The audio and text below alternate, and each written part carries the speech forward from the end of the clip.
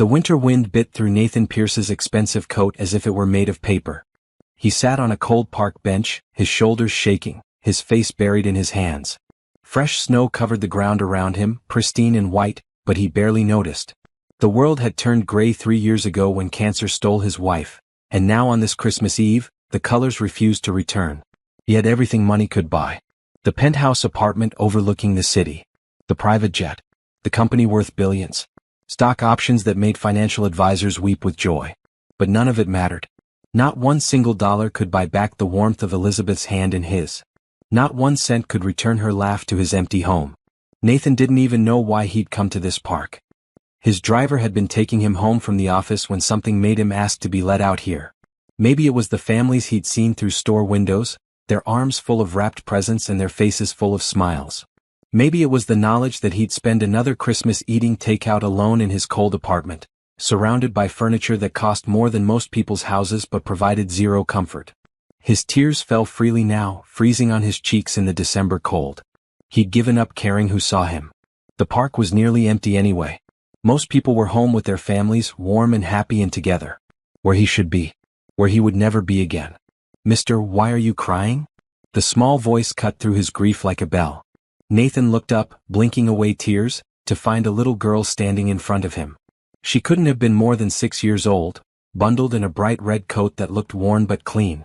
Her dark brown skin glowed against the white snow, and her eyes held more concern than any adult had shown him in months. "Lydia, baby, come back here." A woman's voice called out, warm and worried. But the little girl didn't move. She tilted her head, studying Nathan with the serious expression only children could manage.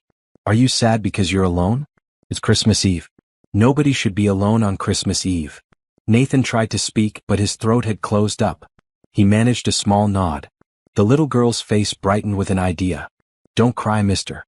You can borrow my mom. She's really nice and she makes the best hot chocolate and she always says there's enough love to go around. You can come have dinner with us." Lydia. The woman had reached them now, slightly out of breath. She was beautiful, Nathan noticed even through his fog of grief. Her African-American features were soft and kind, her natural hair pulled back in a simple style. She wore nursing scrubs and a deep blue under her heavy winter coat, and her eyes held the same warmth as her daughter's voice. "I'm so sorry, sir. She sometimes talks to strangers when I've told her not to. Come on, baby." She reached for her daughter's hand but Lydia pulled away. "But Mama, he's crying. He's all alone and sad and it's Christmas Eve. We have to help him. You always say we help people who are hurting." The woman looked at Nathan then really looked at him. Her eyes widened slightly, probably recognizing him from the business pages, but she didn't say anything about it. Instead, her expression softened with genuine concern. "Are you all right, sir? Do you need me to call someone for you?" Nathan finally found his voice. It came out rough and broken. "There's no one to call. I'm sorry. Your daughter is very kind. You've raised her well." The woman bit her lip, clearly torn between caution and compassion. Her daughter tugged on her coat. "Mama, please. Remember what Grandma always said? When you have a chance to be kind, you take it. This man needs kindness. I can tell." The woman looked down at her daughter, then back at Nathan. He could see the internal debate playing out on her face. He should tell her to go, that he'd be fine, that a stranger crying on a park bench on Christmas Eve was probably not someone to trust. But the words wouldn't come. Because he wasn't fine. He was drowning and this little girl had just thrown him a rope. "My name is Janelle Harris," the woman said finally, her voice gentle but firm. "This is my daughter Lydia. We live just 2 blocks from here. We don't have much, but we do have a warm apartment and enough food for one more person. If you'd like to join us for Christmas Eve dinner, you're welcome." Nathan stared at her. When was the last time someone had invited him somewhere without wanting something in return? Without hoping to get close to his money or his influence? This woman didn't know him. She only saw a man in pain, and her response was to offer help. "I couldn't impose," he said automatically, even as everything in him screamed to say yes. "It's not an imposition if you're invited," Janelle replied. "And my daughter is right. Nobody should be alone on Christmas Eve. So I'm asking you as one human being to another, will you please come have dinner with us?" Lydia bounced on her toes. "Please say yes, mister. Mama made her special chicken and there's green beans and mashed potatoes and rolls and everything. And after dinner we watch a Christmas movie and drink hot chocolate. It's the best." Nathan looked at this mother and daughter, These strangers offering him more than all his wealthy friends had in 3 years.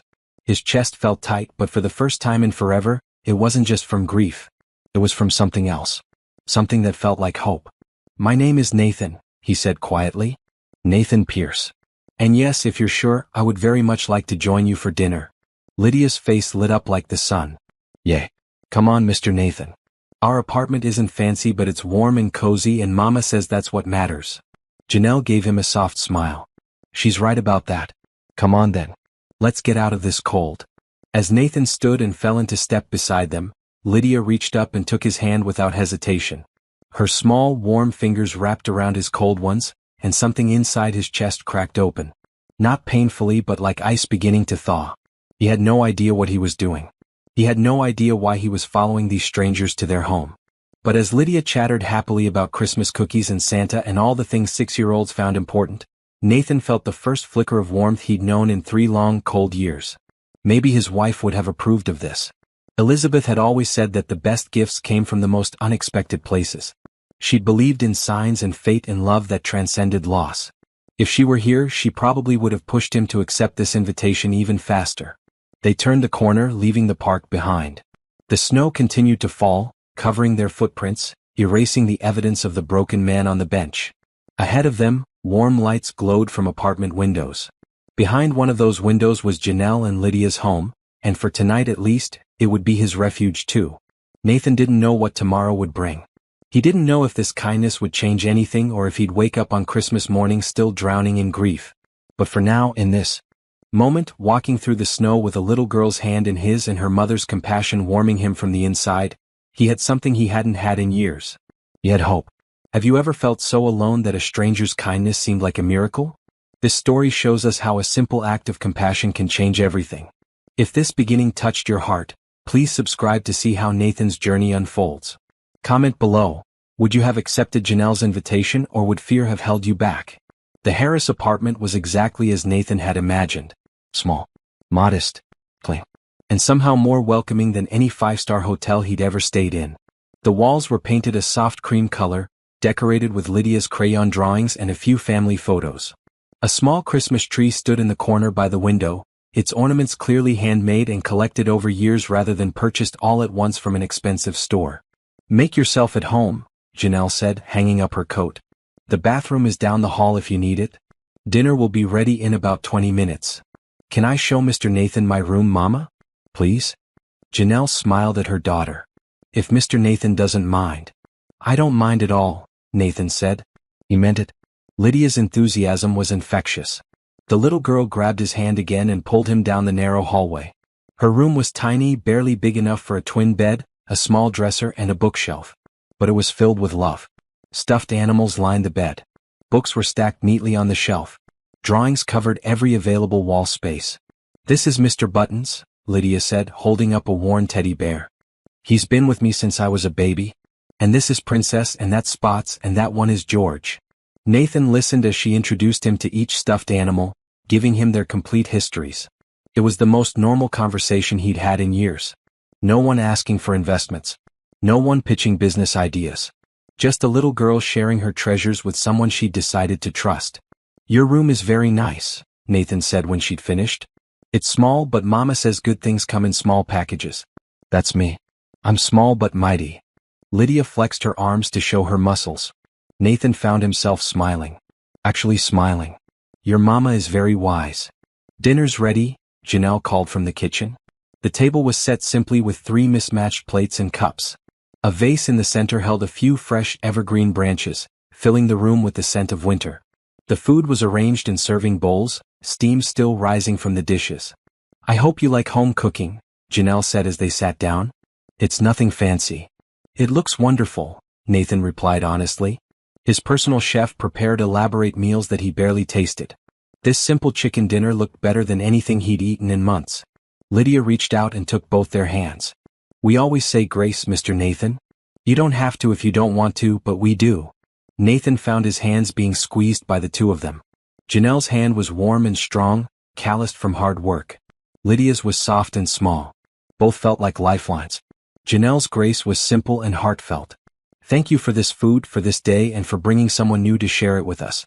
May we always have enough to share, and may we never forget to be grateful. Amen. Amen, Lydia echoed cheerfully. Amen, Nathan whispered. The meal was delicious. Not because the food was gourmet, but because it was made with care and shared with love. Lydia kept up a steady stream of chatter, telling Nathan about school and her best friend and the book she was reading. Janelle interjected occasionally with gentle corrections or additions, her eyes soft as she watched her daughter. So, Nathan, Janelle said during a rare pause in Lydia's monologue, what do you do for work? He'd been dreading this question. The moment she knew who he really was, everything would change. But he'd promised himself no more lies. I run a company. Pierce Industries. We do commercial real estate development. Janelle nodded slowly. Recognition dawned in her eyes, but she didn't react the way most people did. No widening eyes. No sudden change in demeanor. Just a thoughtful look. I've heard of it, she said simply. You build those big office buildings downtown. Among other things, yes. That must be a lot of responsibility. Nathan was surprised by her response. Most people either asked about his money or became intimidated. Janelle did neither. She just acknowledged his work and moved on. What about you? He asked. You're wearing scrubs. Are you a nurse? I am. I work at City General Hospital. Pediatric ward. I've been there for 8 years now. Mama helps sick kids feel better, Lydia added proudly. She's the best nurse in the whole hospital. I'm sure she is, Nathan said, smiling at Janelle. She blushed slightly and changed the subject. After dinner, Nathan insisted on helping with the dishes despite Janelle's protests. They stood side by side at the small sink, her washing and him drying. It was domestic and comfortable and completely foreign to him. He couldn't remember the last time he dried a dish. Thank you for inviting me, he said quietly as they worked. You didn't have to do that. Lydia was right, Janelle replied. Nobody should be alone on Christmas Eve. Especially not someone who's hurting. How did you know I was hurting? I could have been dangerous. She gave him a sideways look. I'm a pediatric nurse. I've learned to read people pretty well. And I saw something in your eyes. Grief. The kind that goes bone deep. I lost Lydia's father 4 years ago. Car accident. I recognized that look. Nathan was quiet for a moment. My wife. 3 years ago. Cancer. I'm sorry, Janelle said softly. That's a hard road to walk. How did you get through it? She handed him the last plate to dry. I had Lydia. She needed me, so I had to keep going. And I had my faith, my family, my work. But mostly I had to make a choice every single day to keep living. Some days that choice was harder than others. But I made it. And here I am.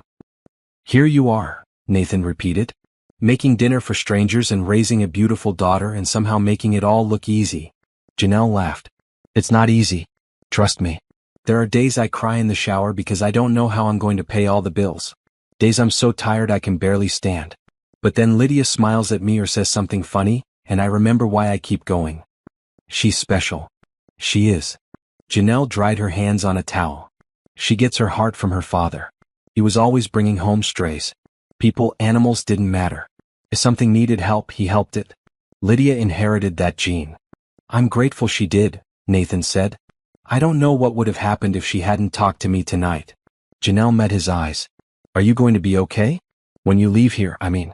Do you have someone to call? Someone who can check on you? The concern in her voice was genuine. This woman barely knew him, but she cared. Really cared. When was the last time someone had asked if he was okay and actually wanted to know the answer? I'll be all right, he said. It wasn't entirely true, but it wasn't entirely false either. Something had shifted tonight. He wasn't sure what, but he felt different. Less hollow.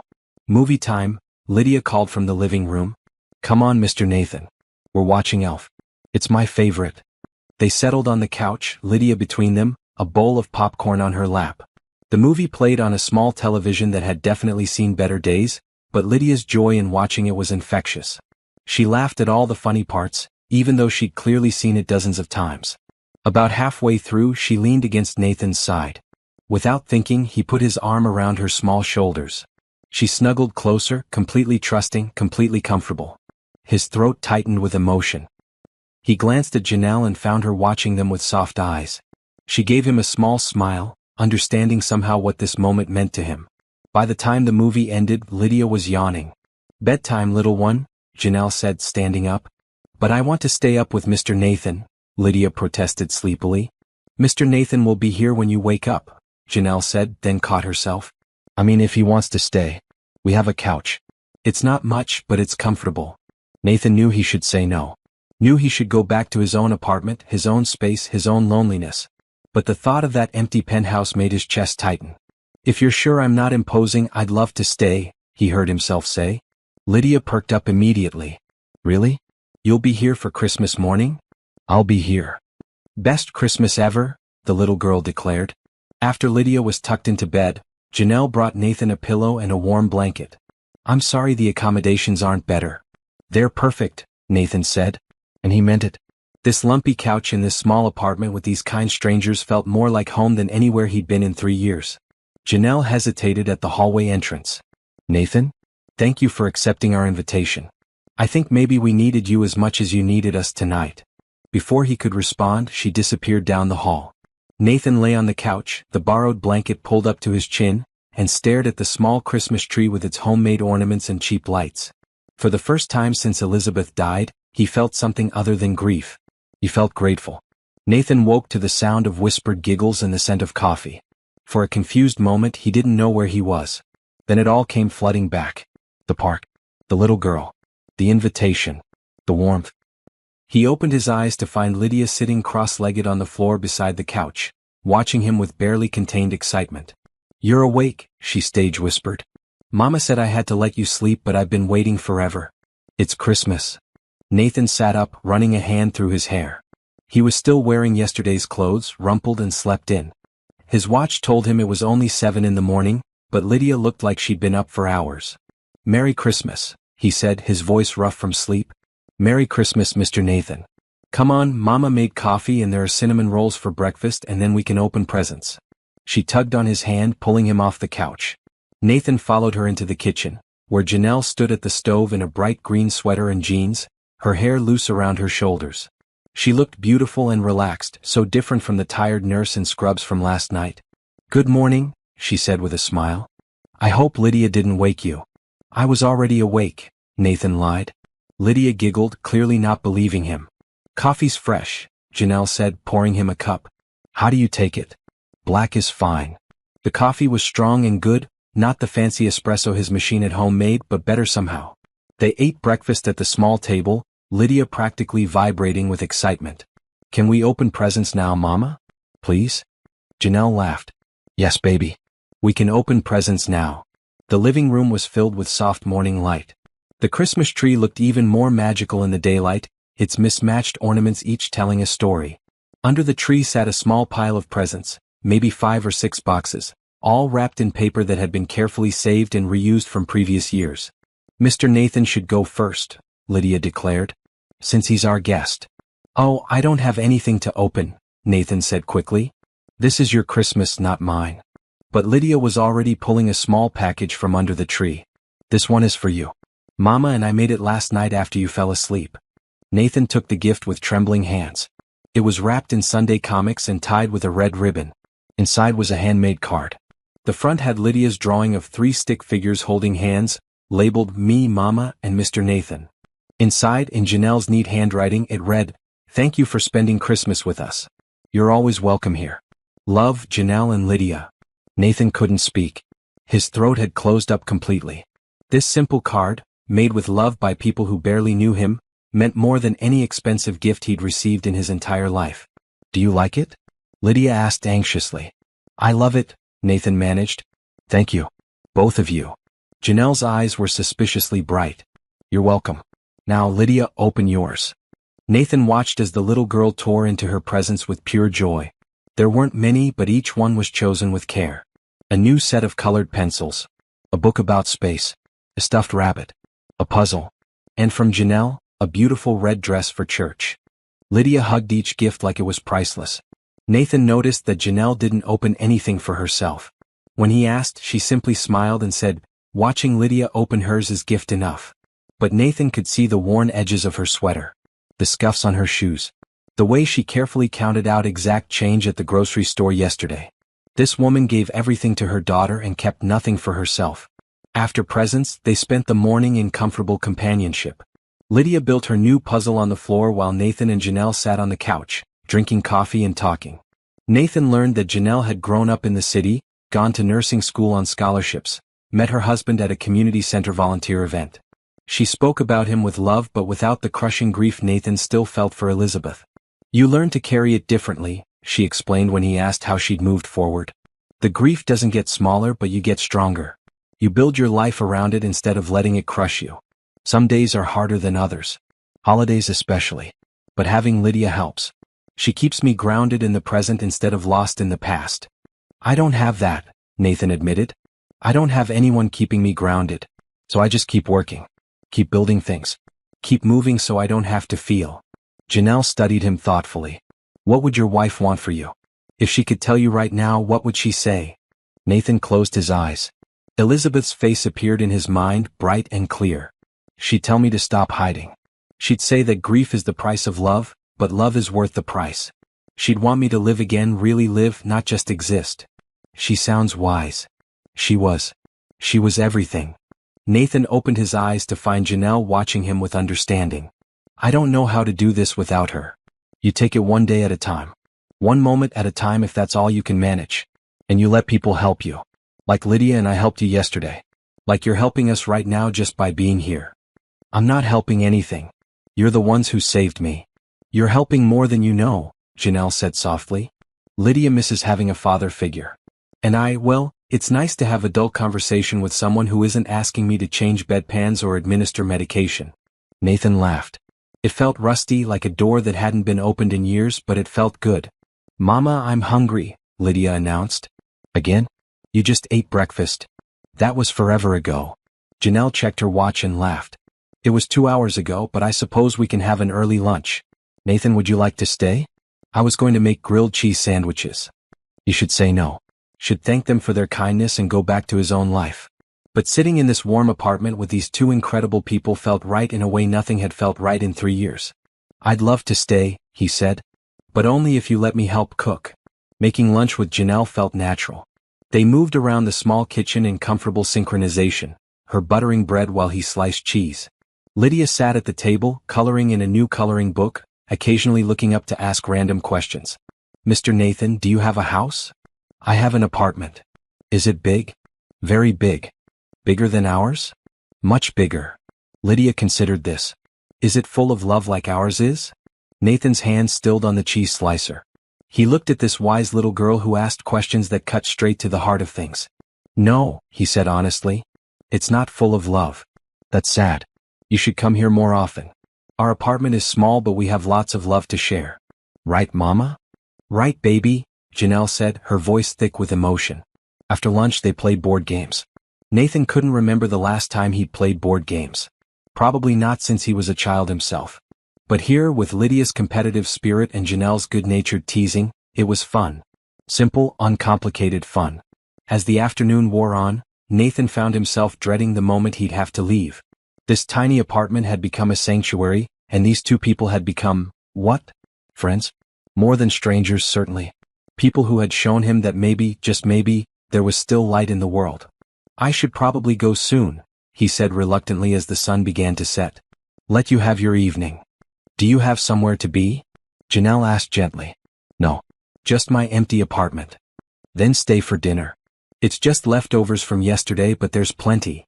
Nathan looked at her, this strong, kind woman who kept offering him grace he didn't deserve. Why are you doing this? You don't even know me. Because yesterday you were a person in pain who needed help. Today you're someone who's becoming a friend. And friends take care of each other. She paused, then added, unless you don't want to stay. We don't want to keep you if you need to go. I want to stay, Nathan said immediately. More than anything. Lydia cheered. Yes. More time with Mr. Nathan. That evening felt like a gift. They ate dinner together, watched another movie and talked about everything and nothing. When it grew late, Janelle again offered her couch and again Nathan accepted. This time, when she brought him the pillow and blanket, she hesitated before leaving. Nathan, I know we've only known each other for 2 days but I want you to know something. You're welcome here anytime. I mean that. If you need somewhere to go, if you need someone to talk to, if you just need to not be alone, our door is open. Why? He asked again, needing to understand. Because I've been where you are. After my husband died, I felt like I was drowning. And people helped pull me back to shore. My mother, my friends, my church family. They reminded me that I wasn't alone, that life was still worth living. So now I pass that kindness forward. It's what we're supposed to do, Nathan. Take care of each other. She squeezed his shoulder gently and left him alone with his thoughts. Nathan lay on the couch, staring at the ceiling, his mind racing. 2 days ago, he'd been sitting on a park bench ready to give up. Now he was lying in a stranger's apartment feeling more human than he had in years. How had this happened? How had one little girl's compassion opened a door he'd thought was sealed forever? He didn't have answers. But he knew one thing with absolute certainty. He wasn't going to let these people disappear from his life. Somehow, some way he was going to find a way to be part of their world. Not as the billionaire CEO but as just Nathan. The man who needed them as much as they seemed to need him. As sleep finally claimed him, Nathan smiled. For the first time in 3 years he had something to look forward to. Tomorrow he would see Janelle and Lydia again. And that was enough. The days after Christmas blurred together in the best possible way. Nathan found himself calling Janelle every morning just to say hello. She never seemed surprised to hear from him, always answering with warmth in her voice. They talked about small things at first. The weather. How Lydia was enjoying her Christmas presents. What Nathan had for breakfast. But gradually the conversations deepened. Janelle told him about her struggles at the hospital, about difficult patients and long shifts that left her exhausted. Nathan shared about his own work, about the loneliness of corporate leadership and the emptiness of success without someone to share it with. You should come by for dinner, Janelle said on the third day. Lydia keeps asking when Mr. Nathan is coming back. I don't want to impose. Nathan, we've had this conversation. It's not imposing if I'm inviting you. So unless you don't want to come, I want to come. Very much. That evening, arriving at their apartment felt like coming home. Lydia threw her arms around his waist the moment he walked through the door, chattering about her day at the community center's winter program. Janelle welcomed him with a hug that felt natural and right. Over dinner, Nathan learned that Janelle's car had broken down that morning. She'd taken the bus to work, adding an extra hour to her already long commute. What's wrong with it? Nathan asked.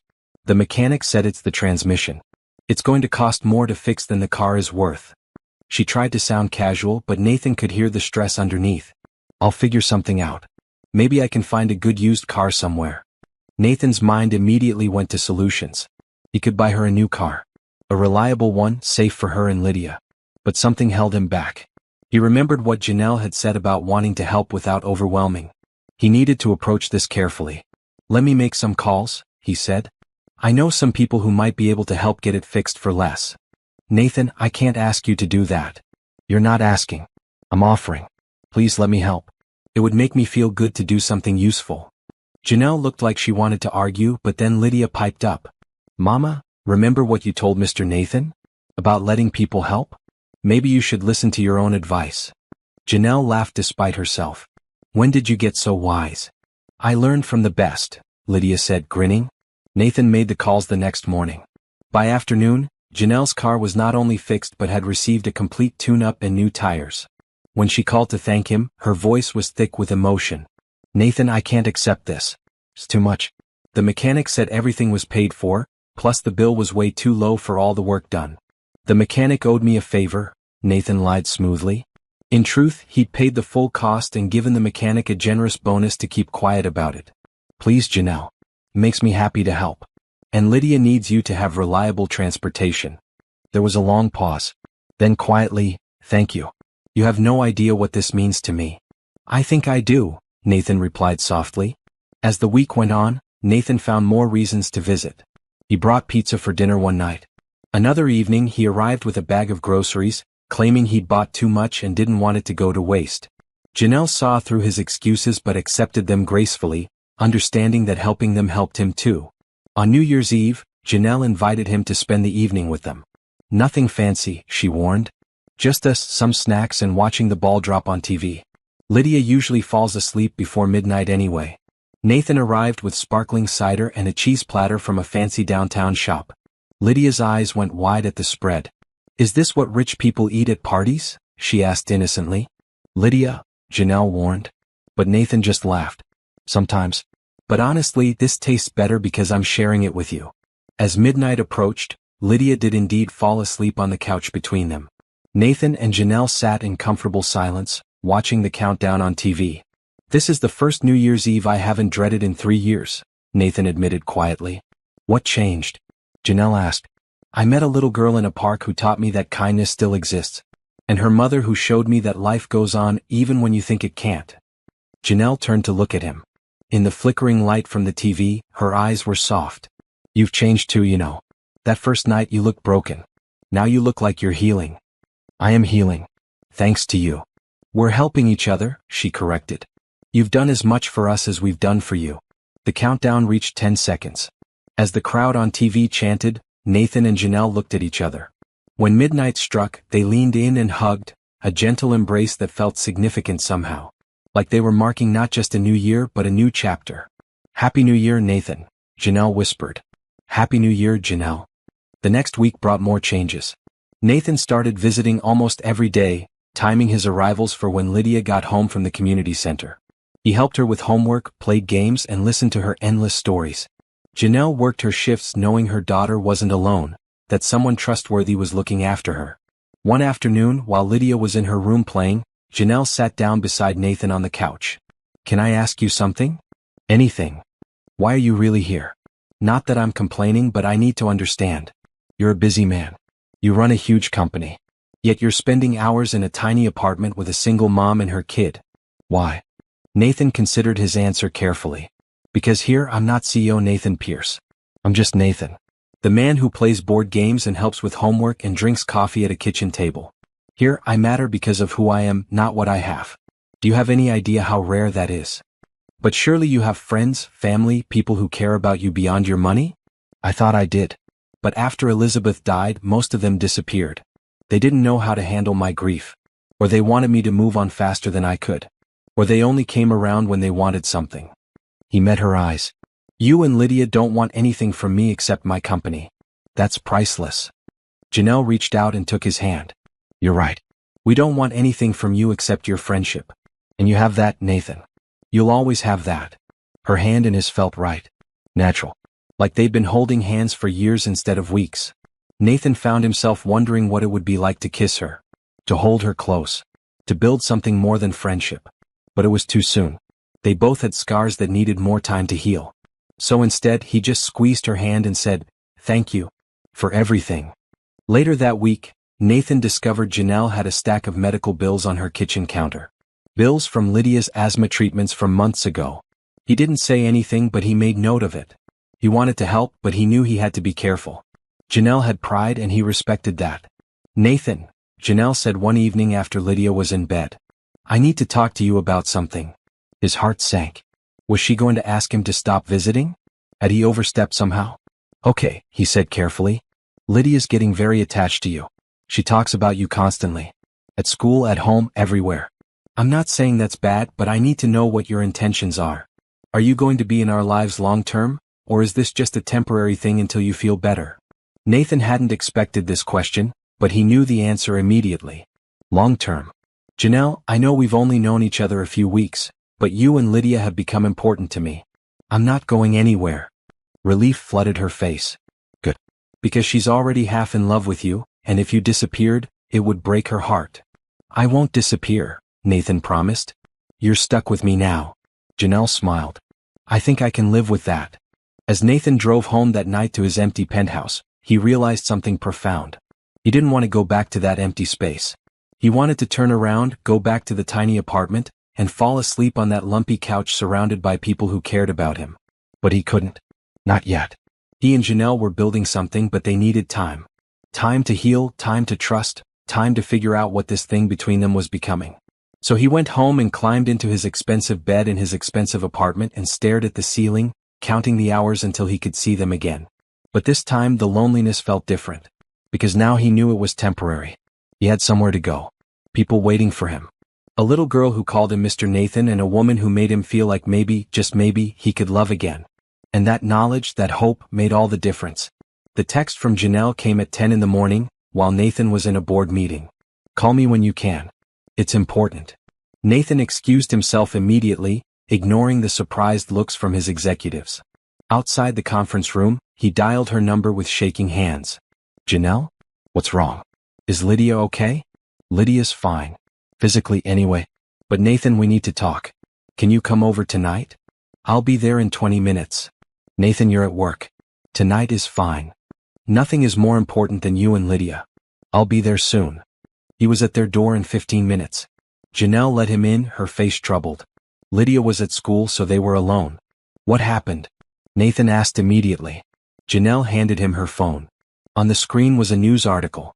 The headline read, Billionaire CEO Nathan Pierce spotted spending time with local nurse and her daughter. Below it were photos.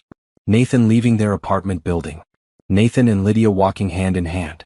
Nathan and Janelle talking on their building's front steps. The article speculated about his mysterious new friends and questioned whether he was dating Janelle. Nathan felt sick. Janelle, I'm so sorry. I never meant to bring this kind of attention to you. It gets worse, she said quietly.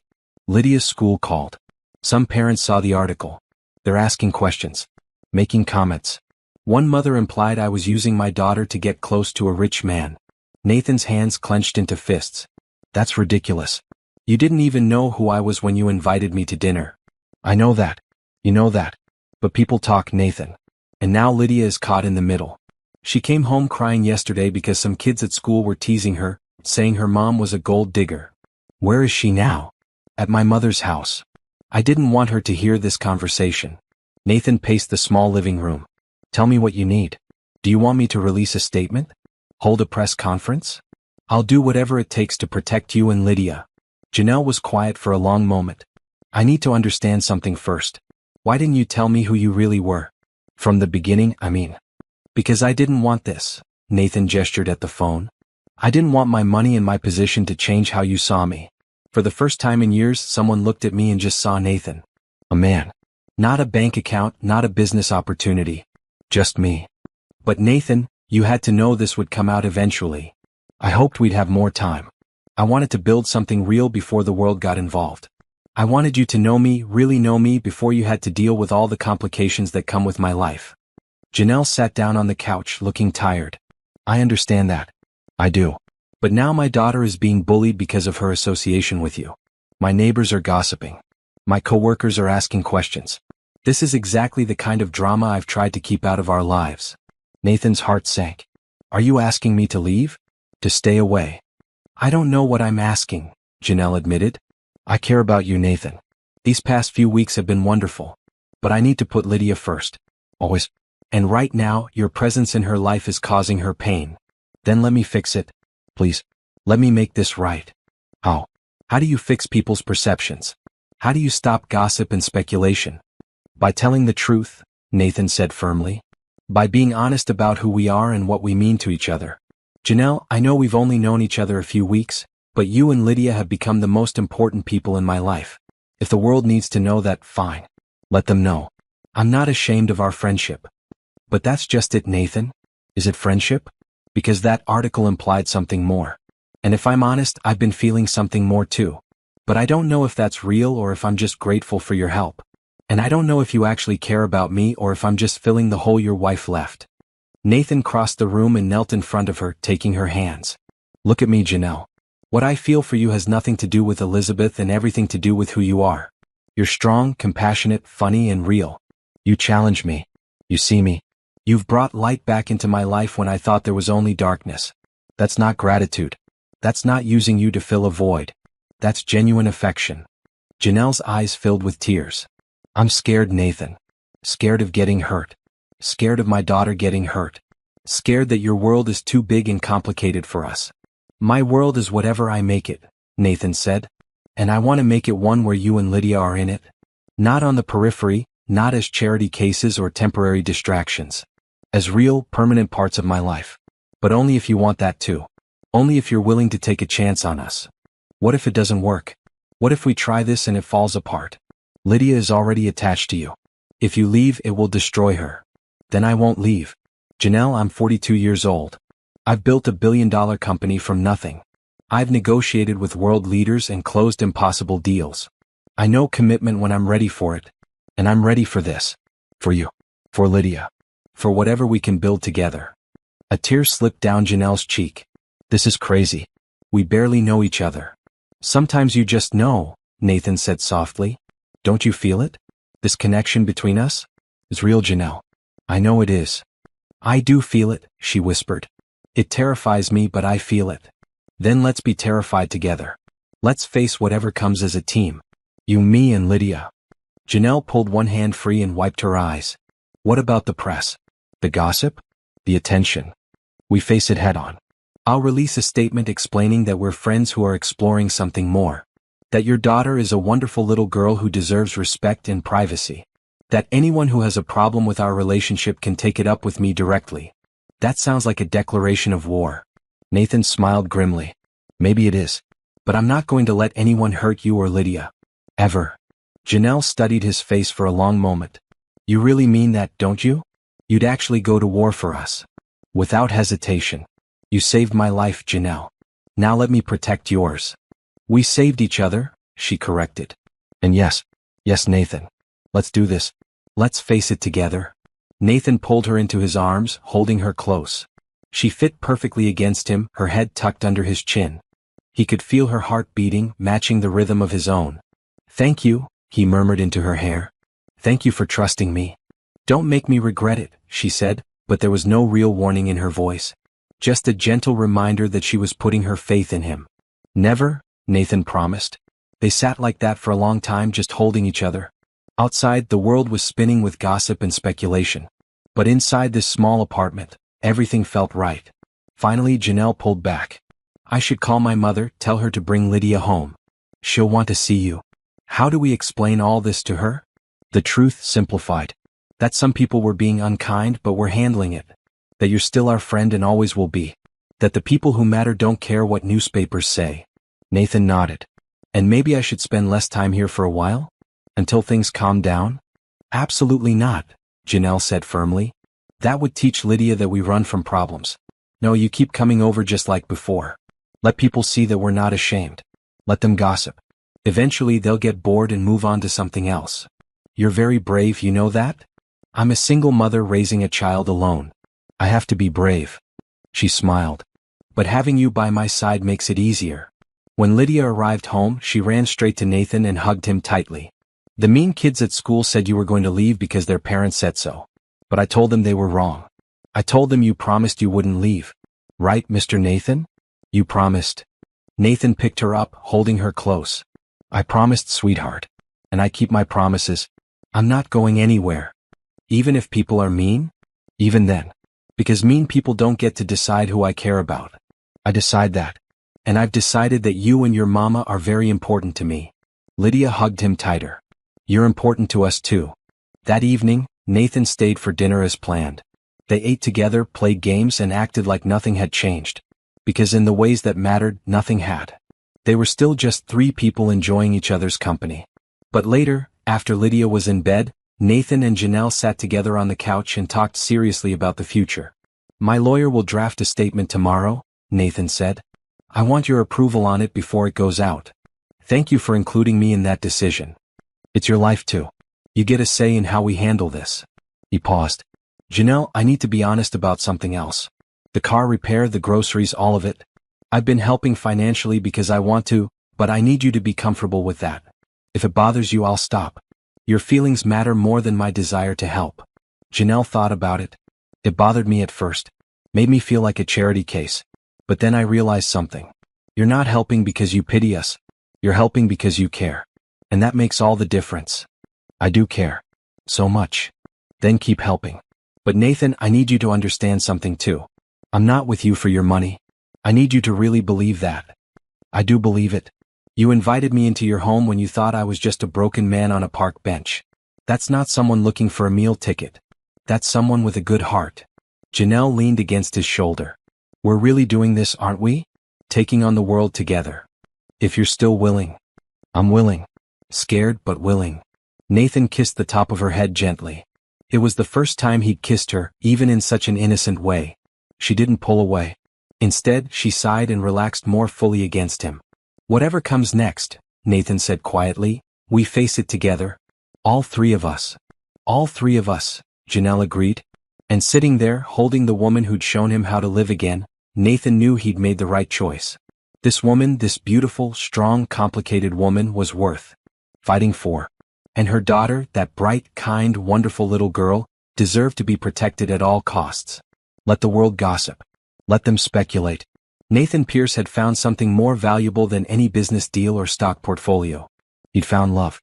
And he wasn't going to let it go without a fight. The statement Nathan's team released was simple and direct. It confirmed that he had befriended Janelle Harris and her daughter after a chance meeting on Christmas Eve. It emphasized that both Janelle and Lydia were private citizens who deserved respect. It ended with a firm request that the media leave them alone. The response was mixed. Some outlets respected the request. Others doubled down, digging into Janelle's background and finding exactly nothing scandalous. She was exactly what she appeared to be, a hard-working nurse, devoted mother, and good person. Eventually, as Janelle had predicted, the story died down. There were more interesting scandals to chase. But the damage to Lydia's social life lingered. She came home crying twice more that week, talking about kids who whispered about her or parents who gave Janelle cold looks at pickup time. Nathan was there for both of them, steady and supportive. He helped Lydia with her homework, building her confidence back up. He talked with Janelle late into the night, listening to her fears and frustrations. And gradually things improved. A month after the article broke, Janelle received an envelope in the mail. Inside were the medical bills Nathan had seen on her counter, all stamped paid in full. She called him immediately. "Nathan, what did you do?" "I helped," he said simply. "You were stressed about those bills. Now you're not. Please don't be angry." "I'm not angry. I don't even know what I am." "Nathan, that was thousands of dollars. It was pocket change compared to what your friendship means to me. Janelle, I know you're proud. I respect that. But Lydia needed those treatments, and you shouldn't have to choose between her health and your financial stability. Let me help. Please." There was a long silence. Then quietly, "Thank you. You have no idea what this means. I've been losing sleep over those bills." "I know. That's why I paid them. Now you can sleep." "You're impossible, you know that? Is that a complaint?" "No," Janelle said, and he could hear the smile in her voice. "It's gratitude. Thank you, Nathan. For everything." The next weekend, Nathan showed up at their apartment with a surprise. "I have something to show you both. Can you come with me?" "What is it?" Lydia asked, bouncing with excitement. "You'll see." He drove them to a music store downtown, one of the fancy ones with rows of gleaming instruments. Lydia's eyes went wide. "Why are we here?" Janelle asked. "Because Lydia mentioned she wanted to learn piano and I happen to know how to play. So I thought maybe we could find her an instrument." "Nathan, pianos cost thousands of dollars. Good ones do, yes. But there are also quality keyboards that would work perfectly for learning. And before you argue, consider this. Teaching Lydia piano would make me happy. It would give us something to do together. And it would give her a skill she can keep forever. So really, you'd be doing me a favor by letting me do this." Janelle opened her mouth to argue, then closed it. She looked at Lydia's hopeful face, then back at Nathan. "Fine. But we're looking at the budget options." They left with a good quality keyboard, a beginner's book, and a stand. Lydia couldn't stop smiling the entire drive home. That evening, Nathan gave Lydia her first piano lesson. He showed her where middle C was, taught her how to position her hands, and played her a simple melody. "Now you try," he encouraged. Lydia's first attempt was clumsy, but she was determined. Nathan patiently guided her through the basics, his voice calm and encouraging. Janelle watched from the kitchen, her heart full. After Lydia was in bed, Janelle pulled Nathan aside. "That was beautiful. Watching you with her, I mean. You're good with kids. She makes it easy. She's smart and eager to learn." "Nathan, can I ask you something personal?" "Always." "Did you and your wife ever want children?" Nathan was quiet for a moment. "We did. We tried for years, actually. It never happened. Elizabeth had some medical issues that made it difficult. We were looking into adoption when she got sick." "I'm sorry. That must have been hard. It was one of my biggest regrets. Not having children with her. Not getting to see what kind of mother she would have been." He met Janelle's eyes. "Being around Lydia has helped heal that old wound. She's special, Janelle. You've raised an incredible daughter." "Thank you. Her father would be proud of her." "I'm sure he would be. And I think he'd be proud of you too. You're doing an amazing job." Janelle moved closer, standing just inches from him. "Nathan, these past few weeks, spending so much time together, I've realized something." "What's that?" "I'm falling for you. Actually falling, not just grateful or confused. When I wake up, you're my first thought. When something good happens, I want to tell you. When Lydia laughs, I wish you were there to hear it. This is real for me. I need to know if it's real for you too." Nathan reached up and cupped her face gently. It's real, Janelle. More real than anything I've felt in years. I'm falling for you too. Have been since that first night when you invited a stranger into your home. So what do we do about it? We take our time. We keep building what we're building. We make sure Lydia is comfortable with this. And when the moment is right, we figure out what comes next together. Janelle leaned into his touch. That sounds perfect. They didn't kiss that night, though Nathan desperately wanted to. But they held each other for a long time, and that felt just as intimate. Over the next few weeks, Nathan became a fixture in their lives. He came over 4 or 5 times a week, helping with dinner, teaching Lydia piano, and spending quiet evenings with Janelle. They talked about everything, their pasts, their hopes, their fears, their dreams. Nathan learned that Janelle wanted to go back to school eventually, get her master's degree in nursing. He immediately offered to pay for it, but she gently refused. When I'm ready, I'll do it myself, she said. But thank you for offering. The offer stands. Whenever you're ready. He also learned that she loved old movies, terrible reality TV, and jazz music. That she was terrified of spiders but would catch them and release them outside because she didn't believe in killing anything unnecessarily. That she cried at phone commercials but stayed strong through the toughest shifts at the hospital. She learned that Nathan secretly loved comic books and had an entire collection in storage. That he played piano beautifully but hadn't touched one since his wife died until Lydia asked him to teach her. That he was generous to a fault but terrible at accepting help himself. You're a hypocrite, you know, she teased one night. You want everyone to accept your help, but you won't let anyone help you. What do I need help with? I have everything I need. Do you though? Nathan, when was the last time you saw your family? Your friends? When was the last time you did something just for fun, not for work? He couldn't answer. She had a point. You need people, Janelle pressed. Not just me and Lydia. You need to rebuild your support system. Call your sister. Reach out to old friends. Go to therapy maybe to work through your grief properly. I don't need therapy. I'm fine now. Are you? Or are you just replacing one obsession with another? You went from drowning in work to spending all your time here. That's not healthy balance, Nathan. That's avoidance. He bristled at first, defensive. But then he really thought about what she was saying. She was right. He had been avoiding. Avoiding his empty apartment, avoiding his grief, avoiding the work of actually healing. I'll think about it, he said finally. That's all I ask. True to his word, Nathan called his sister that week. They hadn't spoken in over a year, the relationship strained by his withdrawal after Elizabeth's death. Sarah, he said when she answered. It's Nathan. I know it's been a long time, but I was hoping we could talk. The conversation was awkward at first, full of long pauses and careful words. But gradually they found their rhythm again.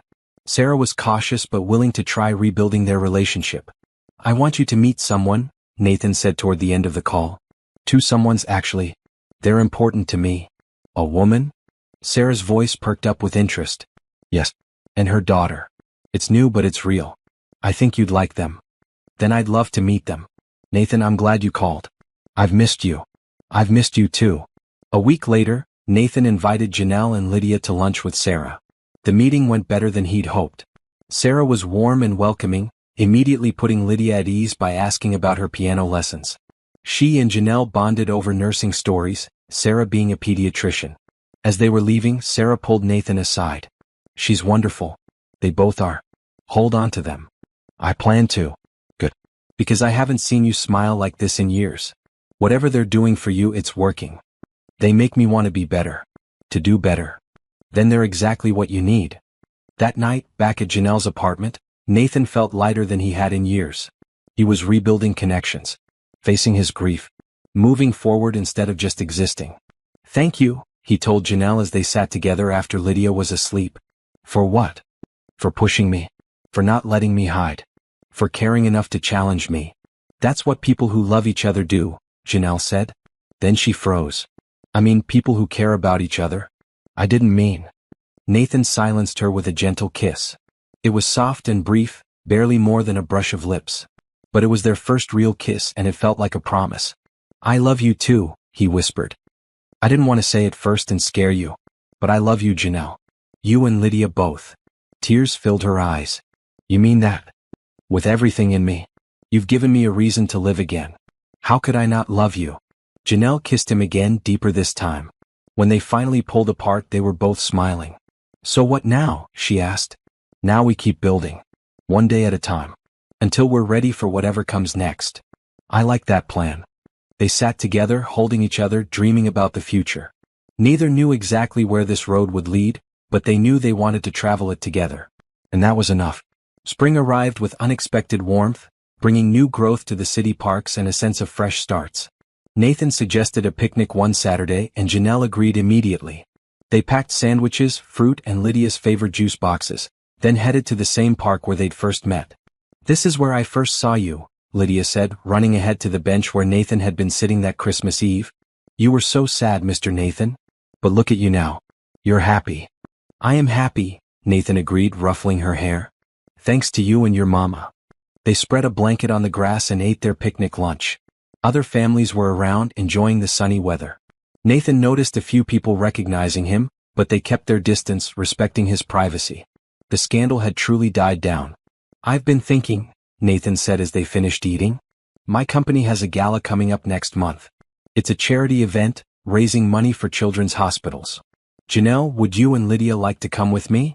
Janelle looked uncertain. "Nathan, that's your world. The business world. I wouldn't fit in there." "You'd fit perfectly. You're a pediatric nurse. You understand what the charity does better than anyone there. And I want you by my side. Both of you. I don't have anything fancy to wear to a gala. Then let me take you shopping. Please, Janelle. I know it's outside your comfort zone, but I promise you'll be safe. I'll be with you the whole time." Lydia bounced with excitement. "Mama, please. I've never been to a fancy party before." Janelle looked at her daughter's hopeful face, then at Nathan's earnest expression. "All right. But if I feel uncomfortable, we leave. Deal?" "Deal." The shopping trip was an adventure. Nathan took them to an upscale boutique where Janelle tried on dress after dress. She felt awkward at first, but the shop attendant was kind and helpful, finding styles that made her feel beautiful rather than uncomfortable. "What about this one?" Janelle emerged from the dressing room in a deep blue gown that hugged her curves perfectly. Nathan's breath caught. "You look stunning." Janelle blushed, turning to see herself in the mirror. "It's beautiful, but the price tag is not your concern," Nathan finished gently. "Please let me do this. You deserve to feel beautiful." "I do feel beautiful," she admitted, smoothing the fabric. "Okay. This one." Lydia got a pretty maroon dress with a full skirt that made her twirl with delight. She looked like a princess and Nathan told her so. "Wait until Grammy sees me," Lydia said. "She's going to cry happy tears." "Speaking of your grandmother," Janelle said, "maybe she should meet Nathan officially?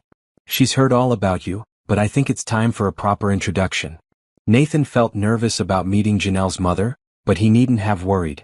Diane Harris was a warm, welcoming woman in her 60s who greeted him with a tight hug. "So you're the man who's got my daughter smiling again," she said, studying him carefully. Come in. Let's talk." Over tea in her cozy living room, Diane asked Nathan direct questions about his intentions, his past, and his feelings for her daughter. He answered honestly, appreciating her protectiveness. "I love your daughter, Mrs. Harris. And I love Lydia. I know we haven't known each other long, but what I feel is real. I want to build a life with them if they'll have me." Diane nodded slowly. Janelle's been through a lot. Losing Thomas nearly broke her. She's strong, but she's also fragile in ways most people don't see. If you hurt her, you answer to me. Understand? I understand. And I promise I will never intentionally hurt either of them. Good. Diane's stern expression softened into a smile. "Now that we have that settled, tell me about this gala." "My granddaughter is very excited." The gala was 3 weeks away, but Nathan found himself looking forward to it more than any business event he'd attended in years. Not because of the networking or the deals, but because he'd have Janelle on his arm. Because he'd get to show the world that he'd found something worth more than all his wealth. Meanwhile, Nathan continued his piano lessons with Lydia.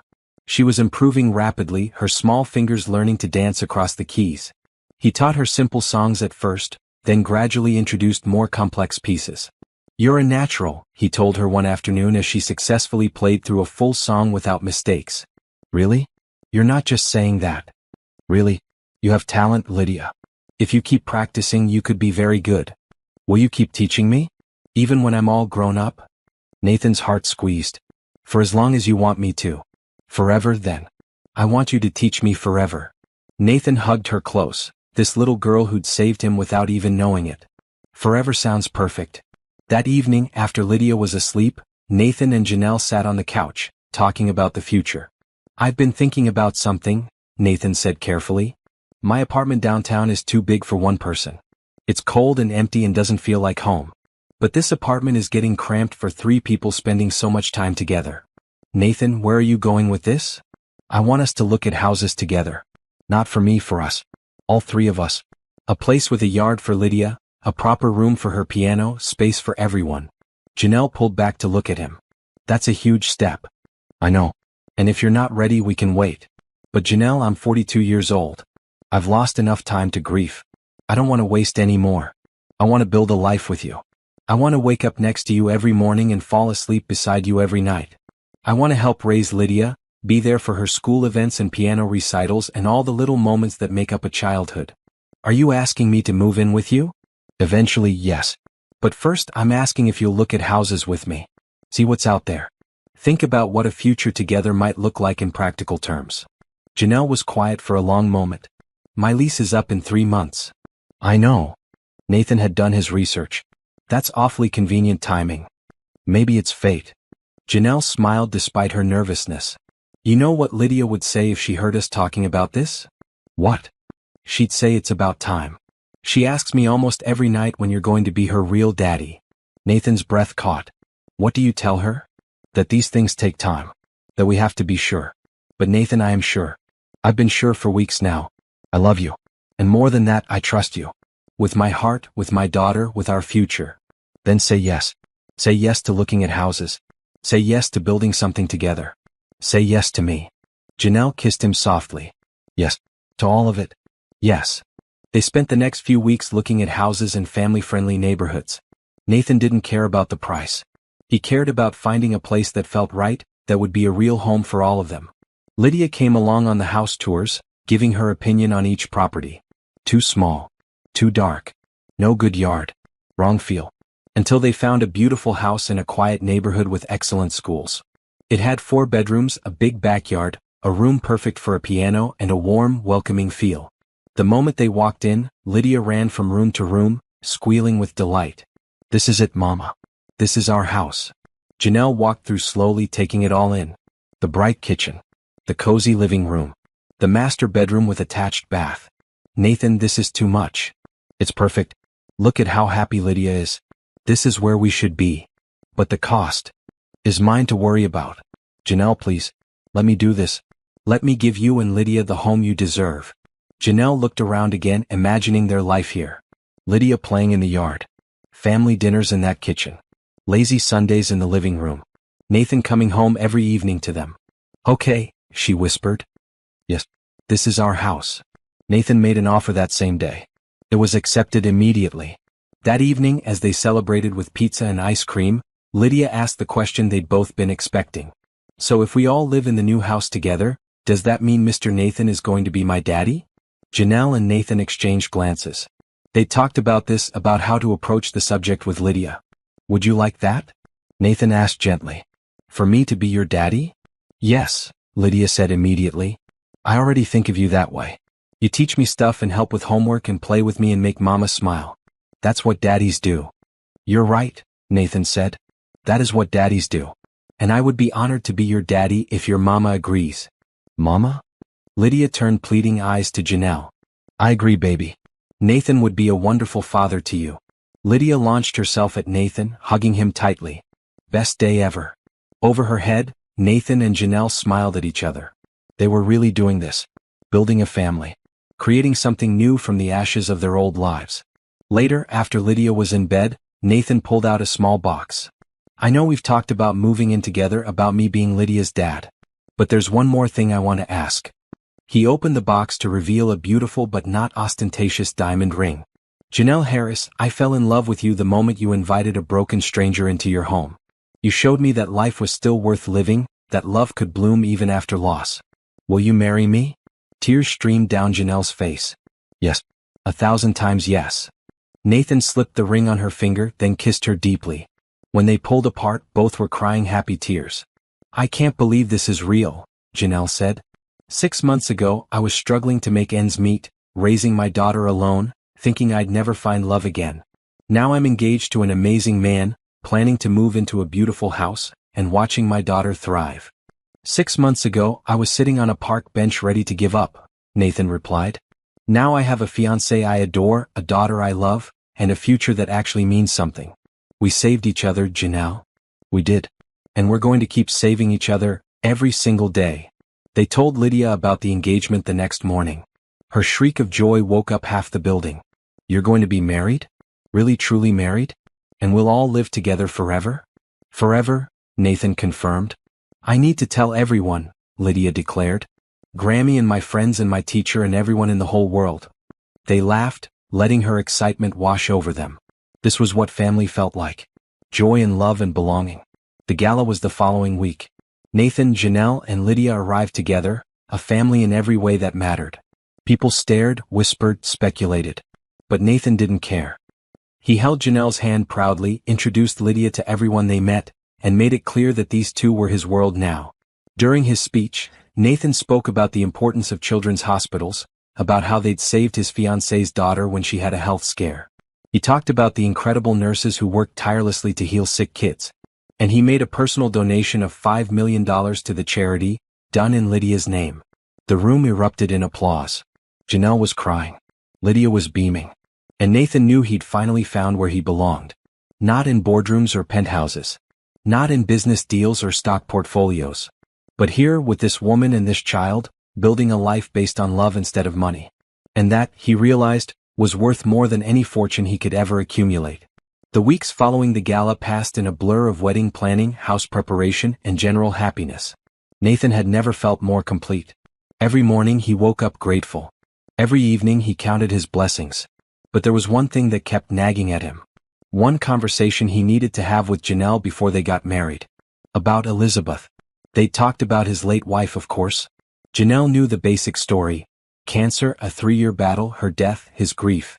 But Nathan had held back the depths of his pain, afraid that sharing it fully would burden Janelle. Now, as they sat on the back porch of their new house, they'd moved in the week before, Nathan knew it was time to be completely honest. Janelle, can we talk about something?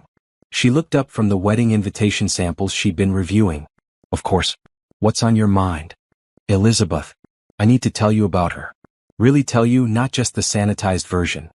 Janelle set aside the invitations and gave him her full attention. I'm listening. Nathan took a deep breath. I met Elizabeth in college. She was studying art history, I was in business school. We were complete opposites, but somehow we just fit.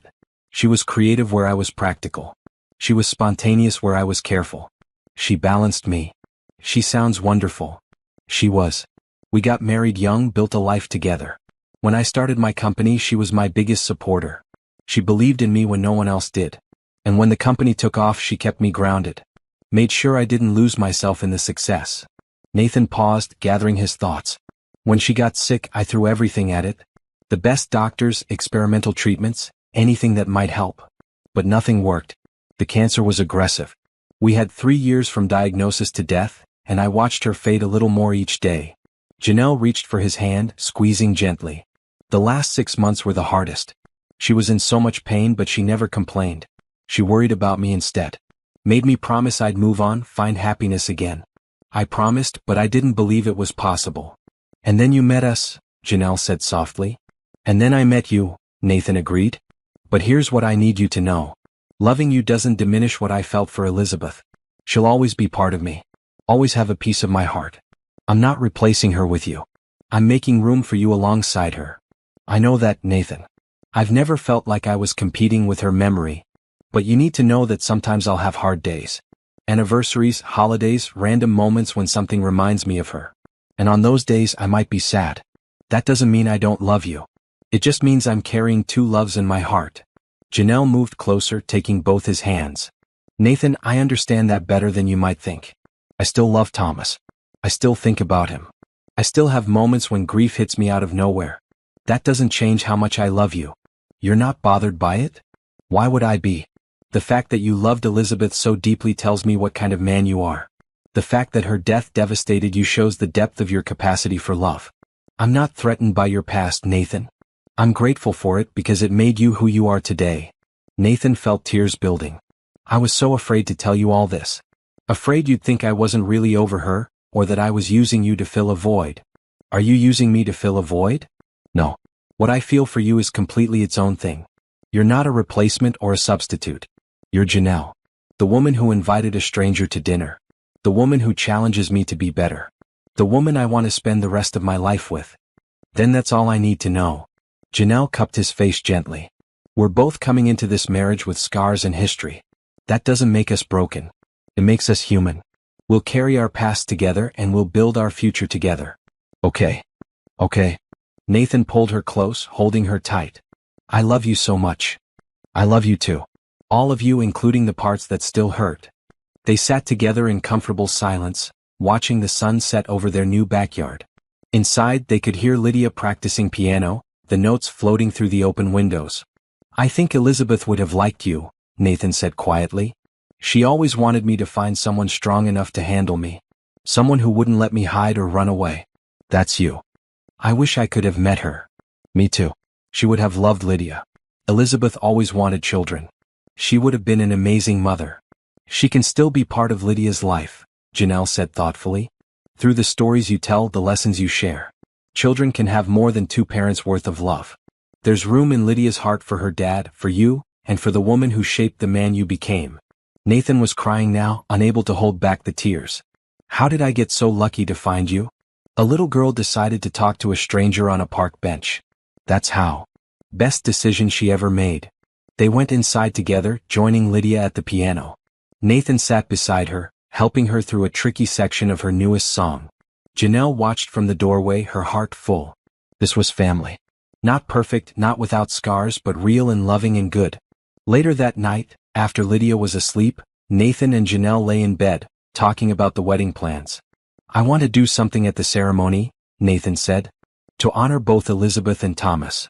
Maybe a moment of silence or lighting candles in their memory. I want to acknowledge that they're part of our story even though they're gone. I think that's beautiful, Janelle agreed. They brought us to this point in a way. Thomas taught me about love. Elizabeth taught you the same. And now we're taking those lessons and building something new. Do you think they'd be happy for us? Wherever they are. I think they'd be thrilled. They loved us enough to want us to be happy even without them. This is what they would have wanted. Nathan pulled Janelle closer, spooning behind her. Thank you for understanding. For not making me choose between my past and my future. You don't have to choose. You can have both. That's the beautiful thing about love, Nathan. It multiplies. It doesn't divide. You're very wise. I learned from the best. Partly from my mother, partly from loss, and partly from a very patient little girl who taught me that hearts can always make room for one more person. Lydia is special. She is. And she's lucky to have you as her father. You know that, right? You're exactly the dad she needs. I hope so. I'm trying my best. That's all anyone can do. Try their best and love with their whole heart. You're doing both. They fell asleep like that, wrapped in each other's arms, healing and whole. The next morning, Nathan made a decision. He called his assistant and asked her to gather some items from his storage unit. That afternoon, a box arrived at the house. What's this? Janelle asked as Nathan carried it to the living room. Memories, Nathan said, opening the box. Inside were photo albums, framed pictures, and personal items that had belonged to Elizabeth. I put these away after she died because looking at them hurt too much. But I think it's time to bring them back out. Not to dwell on the past, but to honor it. He pulled out a beautiful photo of Elizabeth in a silver frame. She was laughing, her eyes bright, full of life. I'd like to put this on the mantle if that's okay with you. And maybe some of the photos of Thomas too. Make this house a celebration of where we came from, not just where we're going. Janelle's eyes filled with tears. I think that's perfect. I have some photos of Thomas in storage too. I'll get them out. They spent the afternoon arranging photos on the mantle and walls. Elizabeth and Thomas weren't hidden or forgotten. They were part of the family story, acknowledged and honored. When Lydia came home from school, she studied the photos curiously. Who's that? She asked, pointing to Elizabeth's picture. That was my wife, Nathan explained. Her name was Elizabeth. She died before I met you, but she was very important to me. She's pretty? Do you think she would have liked me? She would have loved you. She always wanted a daughter. Good. Then I'll love her back even though I never met her. Lydia turned to the photo of Thomas. And that's my first daddy, right? The one who's in heaven. That's right, baby, Janelle confirmed. He looks nice. Mama says he was funny and kind. He was both those things, Janelle agreed. Lydia thought for a moment, her 6-year-old mind working through complex emotions. So I have a daddy in heaven and a daddy here on earth. That makes me pretty lucky. Yes, sweetheart. That makes you very lucky, Nathan said, pulling her into a hug. And you have a wife in heaven and mama here on earth. So you're lucky too. I am. Very lucky. See, Lydia said matter-of-factly. We're a lucky family. We have extra people in heaven watching over us. Out of the mouths of babes. Nathan and Janelle exchanged amazed looks over Lydia's head. This child, with her simple wisdom, had just perfectly captured what they'd been trying to understand. They weren't replacing anyone. They were expanding their capacity for love. Building a family that honored the past while embracing the future. That evening, Nathan got a call from Sarah. Hey brother. I wanted to check in. How are the wedding plans coming? Good. Really good actually. Sarah, I need to ask you something. Would you walk me down the aisle? I know that's traditionally not how it's done, but I'd like you there beside me. You're my family, and I want you to be part of this moment. Sarah was quiet for a moment. When she spoke, her voice was thick with emotion. I'd be honored. Nathan, I'm so proud of you. Of how far you've come. Of the life you're building. I couldn't have done it without you. You never gave up on me even when I gave up on myself. That's what family does. We show up even when it's hard. Speaking of family, I have another question. Would you be willing to be Lydia's godmother? Officially, I mean. Janelle and I want to make sure she has as much love and support around her as possible. Oh Nathan. Of course. I'd love that. They talked for another hour, making plans and sharing stories. When Nathan hung up, he felt more connected to his sister than he had in years. Everything okay? Janelle asked, looking up from her laptop where she'd been researching wedding venues. Everything's perfect. Sarah's going to walk me down the aisle and be Lydia's godmother. She's going to be so excited. She already loves your sister. The feeling is mutual. Nathan sat beside Janelle, looking at the venue options on her screen. What about this one? The garden with the gazebo? It's beautiful, but the price is not a concern. Janelle, this is our wedding. The one and only wedding we're ever going to have. Let's make it exactly what we want, money aside. Janelle bit her lip, then nodded. Okay, the garden it is. But I'm planning the rest of it myself.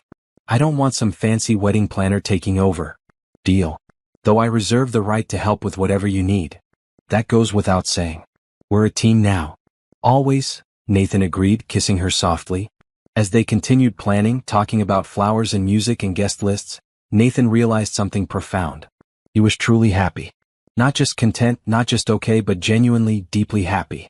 The broken man from the park bench was gone, replaced by someone whole. Someone with purpose. Someone who understood that love didn't end with death, but could bloom again in unexpected places. And it was all thanks to a little girl who decided to offer her mom to a crying stranger. The wedding was set for late June, a perfect time for an outdoor ceremony in the garden venue they'd chosen. Janelle threw herself into the planning with enthusiasm, creating a celebration that reflected both their personalities. Simple but elegant. Meaningful but not ostentatious. Nathan handled the logistics, booking hotels for out-of-town guests, arranging transportation, managing the thousands of details Janelle didn't want to worry about. They worked together seamlessly, each playing to their strengths. One evening, as they addressed wedding invitations at the kitchen table, Lydia asked a question that stopped them both. When you get married, will I get a new last name too? Nathan and Janelle exchanged glances. They discussed this privately but hadn't yet talked to Lydia about it. Would you like a new last name? Nathan asked carefully. I like my name. It was my first daddy's name. But I also like yours, Mr. Nathan. Can I have both? Actually, Nathan said, I was thinking about something. After the wedding, I'd like to officially adopt you, Lydia. That means I'd legally be your father. And if you wanted, you could be Lydia Harris Pierce. That way you'd keep your first daddy's name and also have mine. Lydia's face lit up. Really? You'd adopt me? Like for real forever? For real forever. If that's what you want. Lydia thought about it for exactly 3 seconds before launching herself into Nathan's arms. Yes. Yes, yes, yes. I want that so much. Over her head, Nathan met Janelle's eyes. She was crying happy tears, mouthing thank you to him. Then it's settled, Nathan said. After the wedding, we'll start the adoption process. You'll officially be my daughter, Lydia Harris Pierce. I need to make a new name sign for my door, Lydia declared, already planning. With my new long name. This is the best day ever. The adoption process started the following week. Nathan hired the best family lawyer in the state, wanting everything done properly and legally. Because Thomas had passed away and there were no other parental rights to consider, the lawyer said it should be straightforward. "This is a beautiful thing you're doing," the lawyer said during their first meeting. "Most of my cases are contentious. This is just pure love." "That's exactly what it is," Nathan agreed. Meanwhile, Janelle found a part-time program for her master's degree. Nathan had offered to pay, but she'd insisted on taking out student loans. "I need to do this myself," she explained. "Prove to myself that I can. But what you can do is help with Lydia when I'm at class. That's the support I need." "Done," Nathan said immediately. "I'll rearrange my schedule however you need." "You don't have to do that. You have a company to run. I have good executives who can handle things. My family comes first now. Always." Janelle kissed him gratefully. "I love you. I love you too." The weeks flew by. Before they knew it, it was June and their wedding day was approaching. Sarah flew in a week early to help with final preparations. She and Janelle had become close friends, bonding over their shared love for Nathan and Lydia. "I'm so glad he found you," Sarah told Janelle one afternoon while they were picking up the bridesmaid dresses. "After Elizabeth died, I thought I'd lost my brother. He was just a shell going through the motions. But you brought him back to life." "He did the same for me," Janelle replied. "I was so busy being strong for Lydia that I forgot how to just be. Nathan reminded me. You're perfect for each other. And Lydia is lucky to have you both. We're the lucky ones." The night before the wedding, Janelle's mother hosted a small dinner for close family. Nathan's sister was there, along with Janelle's mother, her aunt and uncle, and a few close friends. Lydia was the center of attention, showing off her flower girl dress to anyone who would look. "To family," Diane Harris said, raising her glass. "Both the family we're born with and the family we choose. Nathan, welcome to our family officially. You've already been part of it for months, but tomorrow it becomes legal." "Thank you," Nathan said, emotion thick in his voice. "Thank you all for accepting me, for welcoming me. This means everything." After dinner, as they were cleaning up, Sarah pulled Nathan aside. "I have something for you." She handed him a small box. It was Elizabeth's. Inside was Elizabeth's wedding ring, the simple gold band she'd worn for their entire marriage. "Sarah, I can't take this." "You're not taking it. I'm giving it to you. Elizabeth would want you to have it. She'd want you to be happy with someone new. And I think maybe you could give it to Lydia someday. When she's older. Tell her about the woman who loved her daddy first." Nathan's vision blurred with tears. "Thank you. This is perfect. She'd be so happy for you, Nathan." "I know she would. I hope so." Some journeys end in heartbreak, but others lead to unexpected joy. Nathan's path through grief brought him to love again. If this story is touching your heart, subscribe to see how this beautiful family's journey unfolds. Share your thoughts in the comments. Do you believe in second chances at love? That night, Nathan couldn't sleep. Tomorrow he would marry Janelle. Tomorrow he would officially start the next chapter of his life. He thought about Elizabeth, wondering if she really would be happy for him. He decided she would. She'd always wanted his happiness above everything. "Thank you," he whispered into the darkness. "Thank you for teaching me how to love. I promise I'll take care of them." The wedding day dawned clear and perfect. The garden was in full bloom, flowers bursting with color everywhere Nathan looked. Chairs were set up in neat rows, facing a simple wooden arch wrapped in white roses and greenery. Nathan stood at the front with Sarah beside him, waiting. His hands shook slightly with nerves and anticipation. Then the music started. First came Lydia, adorable in her maroon flower girl dress, carefully scattering rose petals. She caught his eye and gave him a huge smile and a thumbs up. Then Janelle appeared at the top of the aisle, and Nathan forgot how to breathe. She wore a simple but elegant dress in cream rather than white, with delicate lace sleeves and a flowing skirt. Her natural hair was styled beautifully with small white flowers woven through. She looked radiant, glowing with happiness. Diane walked beside her, both women smiling through tears. As they reached the front, Diane kissed Janelle's cheek and placed her hand in Nathan's. "Take care of my girl," she whispered to him. "With my life," Nathan promised. The ceremony was beautiful and meaningful. They'd written their own vows, wanting to speak from the heart. "Janelle," Nathan began, his voice strong despite the emotion. 6 months ago I was broken. I'd lost my way, lost my hope, lost my will to keep going. Then a little girl told me I could borrow her mom and everything changed. You invited me into your home and your heart without hesitation. You showed me that life goes on, that love can bloom even after loss, that hope is always worth holding on to. You are my best friend, my partner, my love. Today I promise to honor you, support you, cherish you, and stand by your side through whatever comes.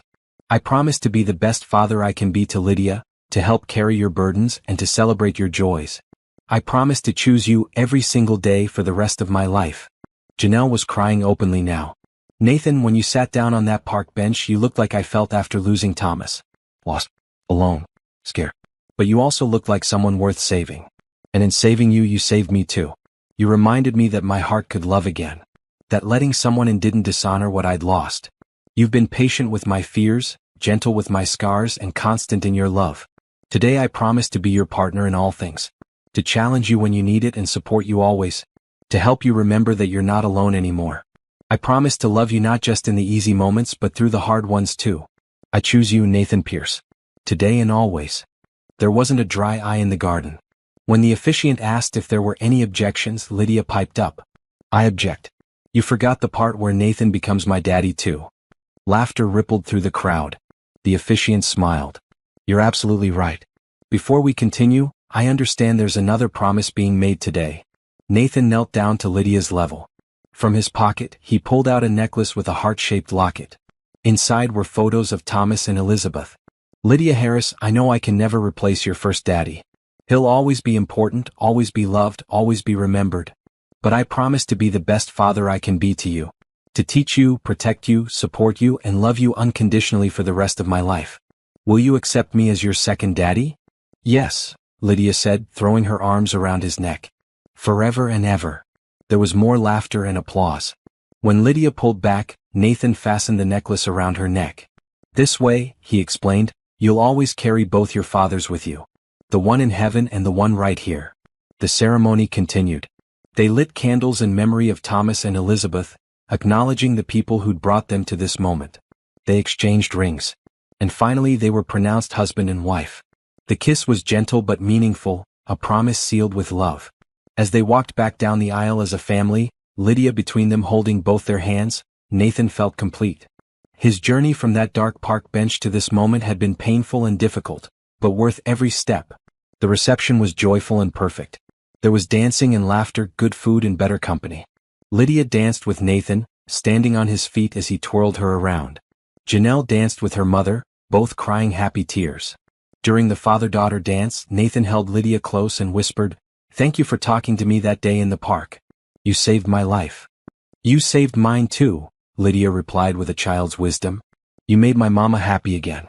That's the best present ever." As the sun set and the party continued, Nathan stood with his arm around his wife, watching their daughter dance with her grandmother. This was his family now. This was his life. Imperfect, complicated, but filled with love. "Happy?" Janelle asked, leaning into him. "Happier than I ever thought I could be again." "Good. Because this is just the beginning. We have so much ahead of us." "I can't wait," Nathan said honestly. "Bring it on." And as the stars came out above their garden reception, Nathan Pierce knew that every moment of pain had been worth it. Because it had led him here, to this woman, to this child, to this beautiful, unexpected second chance at love. 1 year later, Christmas Eve arrived on a blanket of fresh snow. Nathan woke early, smiling at the warmth beside him. Janelle was still asleep, her face peaceful and beautiful in the soft morning light filtering through their bedroom windows. Their bedroom. In their house. In their life together. He slipped out of bed carefully, not wanting to wake her. She'd been working extra shifts at the hospital to save up for Christmas presents, despite his repeated insistence that they didn't need to worry about money. But Janelle had her pride and he loved her for it. Downstairs, the Christmas tree sparkled with lights. It was much bigger than the little tree in Janelle's old apartment, but decorated with the same mix of homemade and store-bought ornaments. The ones Lydia made in school hung in places of honor. Nathan made coffee and stood at the kitchen window, looking out at their snow-covered backyard. So much had changed in a year. The adoption had been finalized in September. Lydia was now legally his daughter, and the joy on her face when the judge made it official had been worth any amount of paperwork. Janelle was halfway through her master's program, juggling work, school, and family with the same grace she brought to everything. Nathan had adjusted his work schedule to be home more, delegating more responsibilities to his executive team. He'd learned that being present mattered more than being powerful. "You're up early." Nathan turned to find Janelle padding into the kitchen in her robe, her hair beautifully messy. Couldn't sleep. Too excited about today. She came into his arms, fitting perfectly. It's just Christmas. We've had plenty of those. But it's our first Christmas as a married family. In our house. With everything right in the world. When you put it that way, Janelle smiled, I'm excited too. They were making breakfast when Lydia burst into the kitchen. It's Christmas. Can we open presents now?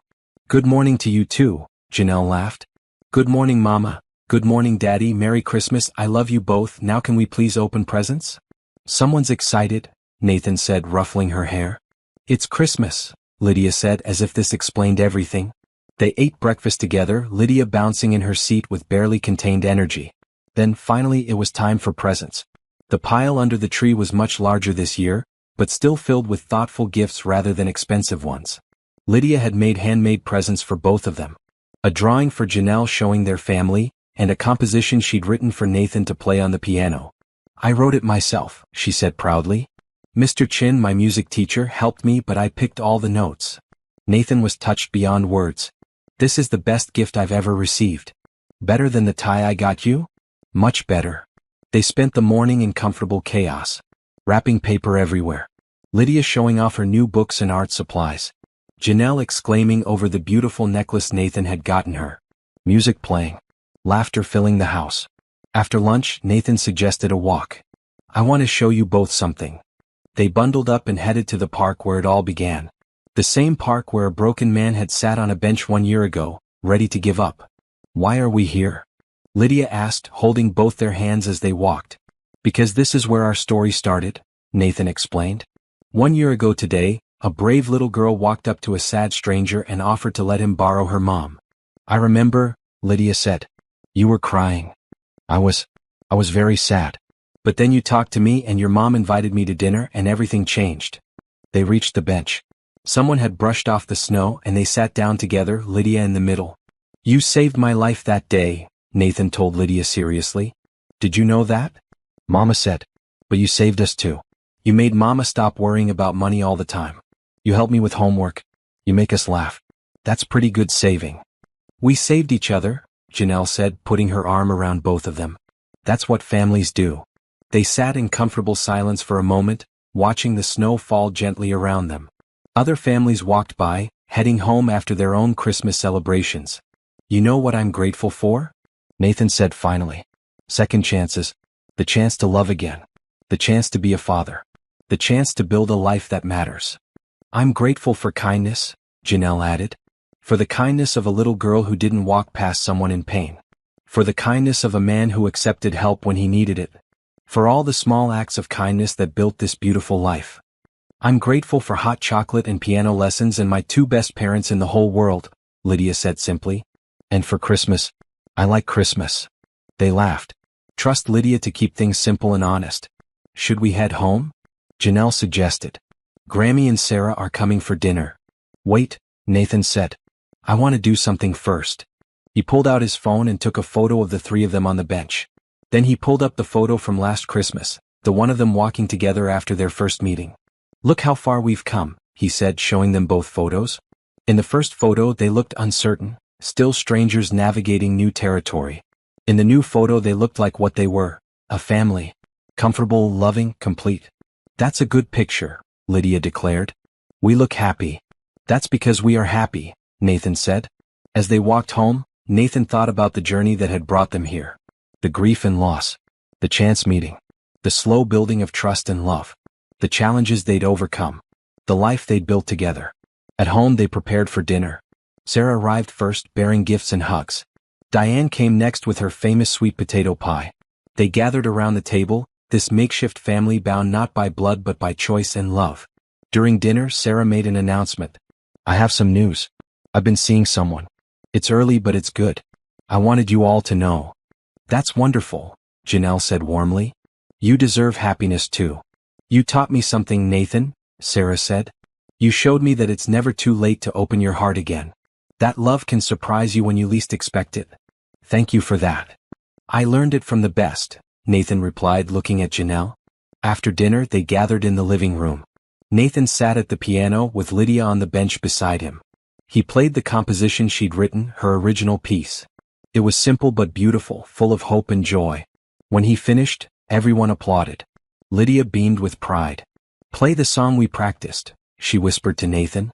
Together, father and daughter played a duet, their hands moving in synchronization across the keys. It was a moment of pure connection, and Nathan felt his heart swell with love for this child who called him Daddy. Later, after their guests had left and Lydia was in bed, Nathan and Janelle stood in the doorway of her room, watching her sleep. "She's grown so much this year," Janelle whispered. "She has. She's thriving. Because of you. Because you gave her stability and love and a father's attention. Because of us," Nathan corrected. "We're a team, remember?" They moved to their own room, getting ready for bed. As they settled under the covers, Nathan pulled Janelle close. "Thank you," he said softly. "For what?" "For taking a chance on a broken stranger. For inviting me into your life. For loving me when I didn't think I deserved it.